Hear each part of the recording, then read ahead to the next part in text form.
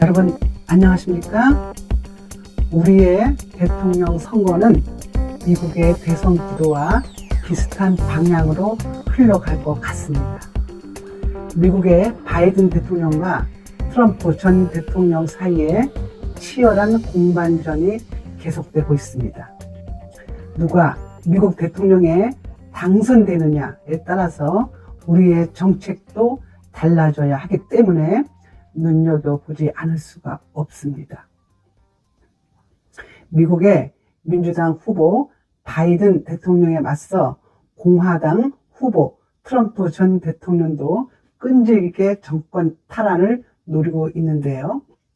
올 11월 5일까지 치열한 박빙이 예상되고 있습니다. 최근에 여론조사를 보면 트럼프는 약 2% 빠져서 48%에서 46%, 바이든은 2% 올라 43%에서 45%, 두 후보의 차이는 1%에 불과합니다. 트럼프 전 대통령이 강세를 보이다가 지금 천천히 빠지고 있는 모습을 보이고 있습니다. 이번에는 부정명 평가, 즉 호감도를 보겠습니다.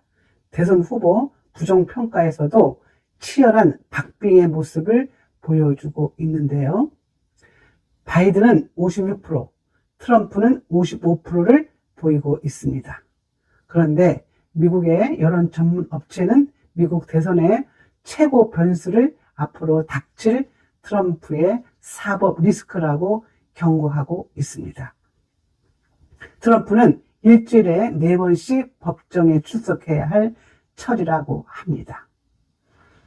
우리 같으면 대선을 얼마 남기지 않고 일주일에 4번씩 법정에 출석하는 것을 용납이나 하겠습니까?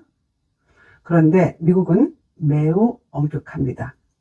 미국 국민들 역시 당연한 것으로 받아들이고 있습니다. 트럼프가 비록 꾸벅꾸벅 졸면서도 재판에 참석하는 것은 엄격한 사법 정의가 실현되고 있다는 증거입니다.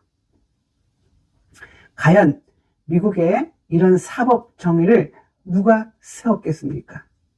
3억 명이 넘는 미국 국민들은 물론 재판에 임하는 사람들, 특히 현장에서 재판을 진행하는 판사들의 노력이 컸다고 합니다.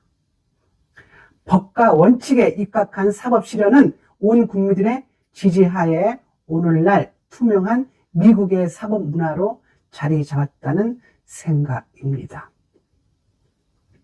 대한민국은 아직 대선까지는 3년이 남았습니다. 하지만 총선 이후 당권 경쟁부터 여야 주도권 잡기 등 보이지 않는 대권 경쟁의 막이 올랐습니다. 특히 이번 선거에 국민의힘 지지자들의 실망이 컸지만 그러지 않아도 되겠습니다. 4년 전보다 의석은 5씩 늘었고 득표율 격차는 5%로 줄었습니다. 이것이 무엇을 의미하겠습니까? 국민의힘이 3%만 가져오면 충분히 승리할 수 있다는 신호입니다. 전통적 보수층을 모두 흡수한 상황이라고 보면 이제 중요한 것은 20%가 넘는 중도층 가운데 3%를 보수로 끌어들이는 전략이 필요하다는 것입니다. 우리는 지금 실망할 때가 아닙니다. 한동훈 위원장에게 다시 힘과 용기를 불어넣어야 할 때입니다. 한동훈은 충분히 대중적 관심과 지지를 이끌어냈습니다.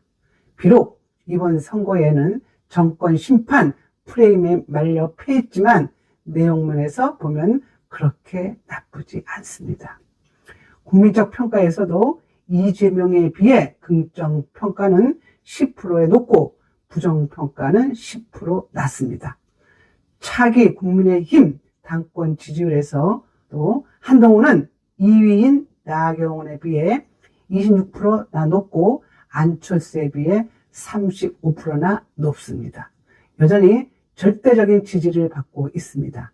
한동훈 위원장을 중심으로 다른 후보와 경쟁할 것은 경쟁해서 모름지기 경쟁력을 키워야 합니다.